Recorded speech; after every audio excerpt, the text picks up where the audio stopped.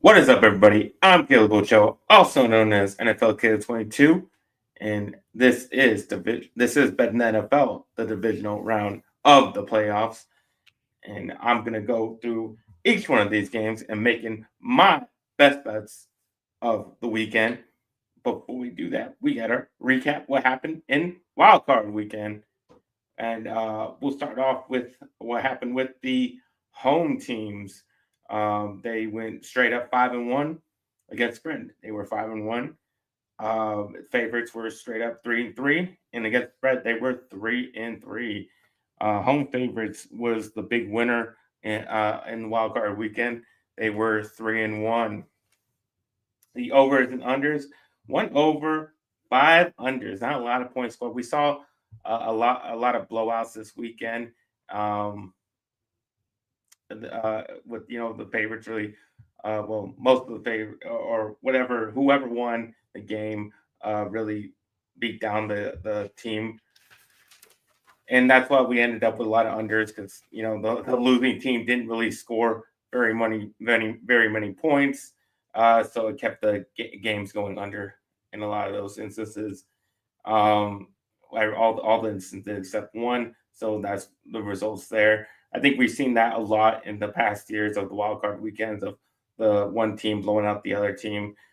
Been very lopsided victories, whether it's the favor or the underdog. Yeah, either way, it's been big um, big points spreads between the two, and that's where we get the unders hitting a lot during wildcard weekend. So you keep that in mind for future bets going forward in future years. But my record personally, I went 3-2. So it was a good week for me. If you listen to me, you made some money. You got in the profits. But my best pick was the Bills -9 versus the Broncos. I just had a little bit of hesitation after that Broncos first score. Um, they came out right away. They scored on their first drive, so a little bit hesitation there. But after that, it was all Bills all day, 31 straight points. But the reason why I was so confident in this pick was because, and, that's just what Josh Allen and the Bills do. They come out wild card weekend, they blow out their opponent, and that's what happened here. And especially against a rookie quarterback with the Bo Nix and the Broncos, just wasn't a doubt that this was going to be a pretty bad day for him. Bills didn't what they wanted offense, both pass and run, and on a very good Broncos defense. It's just um, with just a bit different level in the playoffs, and that's what happened to the Broncos in that one. And my worst pick was the Chargers -2.5 at the Texans. I think this was a surprising result for a lot of people. I think a lot of people, I mean, the Chargers were the favorite for a reason. I think a lot of people like them going into this game. And it's mostly because, I don't think people really believed in the Texans. This was, they hadn't been playing well. CJ Stroud seemed to regress during his sophomore season. And I think that's why a lot of people, especially myself, like the Chargers going into this one. And it was just mistake after mistake from Justin Herbert. I mean, he just kept throwing picks all day long. And then I gave the Texans, even though they weren't, doing super well on offense themselves in the first half, you give them enough opportunities, they're eventually going to take off. And that's exactly what happened. They started putting up points in the second half, and they really ran away from it. And the game just got away from the Chargers in that one. And I kind of thought it would have the opposite. That I thought the Chargers would come out and pretty much have the performance that the Texans defense had on against the Texas defense had on Justin Herbert. I thought it would kind of be the opposite. The Chargers would have that type of pressure on C.J. Stroud and do what they did against him, but didn't happen that way. Happened the complete opposite way, and that's how I end up on the losing end of that one. But we have to say what's up to my dad. What's going on? Say what's up to Dave on, and we'll say what's up to Jay. Let's make that money. That's what we're about to do. right here coming up right now. But before we do that, if you guys can hit that like button, subscribe to the channel if you haven't already, and if you really want to support us, join Ko-Fi or Coffee, however you want to say it, Kofi. Um, if you that would be very much appreciated. Join whatever tier suits you. And I just appreciate you guys for watching. I appreciate you guys tuning in, commenting, doing all that. Uh, Definitely love to see it. But now we will get into the bets. Won't be 5 best bets. We only got 4 games this weekend, so it'll be my 4 best bets of each game of the divisional round. And we'll start off with the Baltimore Ravens um, at the Buffalo Bills. Ravens are a -1 favorite um, in this game. You could go money line, but with -1, you get a little more extra money there.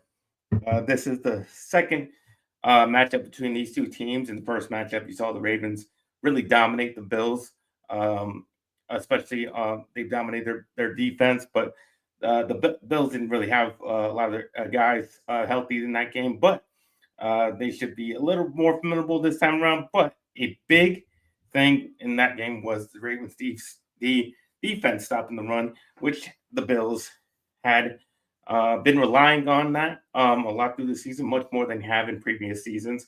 And if they can stop that, that's really going to stifle, the Bills' offense is going to rely more on Josh Allen and to be maybe a little more reckless because that's what he hadn't been doing this season. That's the big change on the Bills' offense, that he's played less reckless because he's able to rely on that run game a lot more.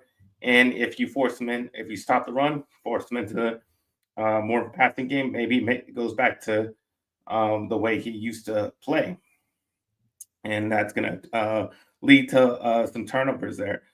Derrick Henry can obviously run all over this Bills defense, as he did in the first matchup. This will open up Lamar for, killing him through the air. Bills, obviously, not great on passing defense. They're 25th in the league, so they're definitely vulnerable there. And the Bills' tough matchups of the season, the Rams and the Lions, they gave up over 40 points. Baltimore, 6-3 against the spread on the road. So I like them on the road. Again, going to Buffalo, covering that, it's only 1 point spread. So obviously all they had to do is win the game. And that's exactly what I think is going to happen. They're going to win and beat the Bills. Washington, the next game is Washington Commanders against the Detroit Lions in Detroit. And I'm going to take the Lions -9.5. The Lions have, obviously overcome a lot of injuries on defense. They were still, able to hold, the Vikings 9 points in the last game. So you saw how their defense could still be pretty formidable, even with all those injuries.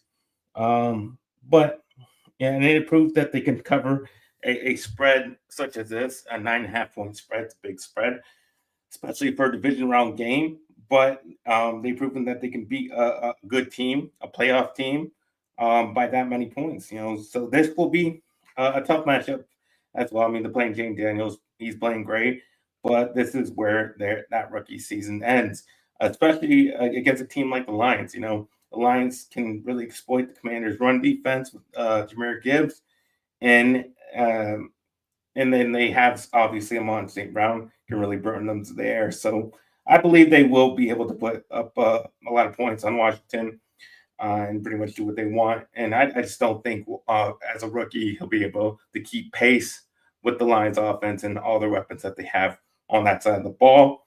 Washington is just 4-4, 4-1 against the spread on the road. So I don't believe they can cover even a 9.5 point spread. I think Detroit has been doing this to a lot of teams, pretty much putting away earlier through games. So I think that's going to happen in this one. I think the Lions cover that 9.5 point spread. All right, we'll get to the third game of the week. We got the Los Angeles Rams +6 at the Philadelphia Eagles. And you know what? I'm just going to continue to be wrong about betting against the Eagles. I've been doing all season. I've been wrong each time. But eventually I'm going to be right. And I'm going to take the Rams again +6. So if y'all think I'm gonna, if y'all gonna fade me, that's fine. I've been wrong enough to warrant that. But at this point, I might as well just stick with betting against them. So I'm eventually going to be right. Obviously, we saw this past Monday night how well the Rams did on defense. They got a ton of pressure on Sam Darnold, got him 9 times, sacked him for 9 times. But the Eagles obviously have a much better offensive line, and will have to stop Saquon Barkley before they can even try to rush the passer because they don't throw very much, and they have to be forced in throwing, and that's pretty much what they're going to have to do in this one. The Eagles' offense was kind of struggling in the Packers game. Obviously Jordan Love gave them plenty of opportunities. He threw 3 interceptions. They had a lot of obvious possessions to score a lot. They just didn't score a lot. They only scored 22 points. Hurts obviously only threw for 131, as he's been doing pretty much all year. He's been hasn't thrown for many yards in these games, uh, mostly because they rely on Saquon Barkley to basically take over the game. Um, and then the Rams, and there's obviously been that's led to a lot of drama between him and AJ Brown. AJ Brown seems frustrated of not getting the ball, and I think that might come into play into this one if he's not getting the ball again, and that might hinder them once again in this game. The Rams obviously can keep. I think if they can keep it close in this game, the key that obviously is to stop Saquon and then force Jalen Hurts to pass the ball, and they can also put up a lot of points. I mean, we've seen this Rams team do that against really good teams. Rams have covered the spread in 8 of their last 9 games against teams with a winning record. So I believe they're going to do that again. Maybe they don't win, but I definitely think they can keep it close and cover that 6 points. So I like them getting the points in that one. All right, and for the last game of the divisional round, we got the Houston Texans at the Kansas City Chiefs. I just think we've seen it throughout the season. Chiefs just don't win in blowout victories. They've done it one time this season against the Steelers, where they look, dominant. And obviously, we saw that Steelers were on a bad decline during that time. They were losing like every single game all the way up into the playoffs. They lost. So I don't see too much stock into that. I still think they're that same team that's gonna, win by, a one score. It's gonna be a one score game. Even this last matchup against the Texans was only an 8-point victory, which would not have covered the spread for the Chiefs. So I don't expect them to cover the spread again. I think it's going to be another tough game against the Texans, just because they seem to make every game tough against whoever they play. So I think they're going to keep it close enough for them to cover that 8.5 points. And Kansas City 3-5 against the spread at home, 3-8 in their last 11 games. I just don't think. I mean, there just haven't been a good covering team all season long. I don't see any reason why that would change here. You saw Texans really come out and surprise a lot of people last weekend. Maybe they can surprise a lot of people again. I just don't think it'll be enough for them to win, but I think it can be enough for them to keep it close enough to cover 8.5 points. So I like the Texans getting the points in that one.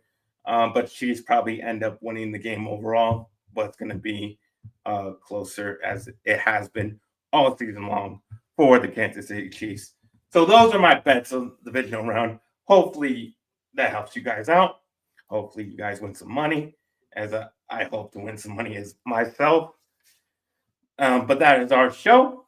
We'll see you next week for the championship round, and I'll be making bets on both those games as well, and taking you through all that as we do every week. And like I always say, every single week, let's get ready to make that money.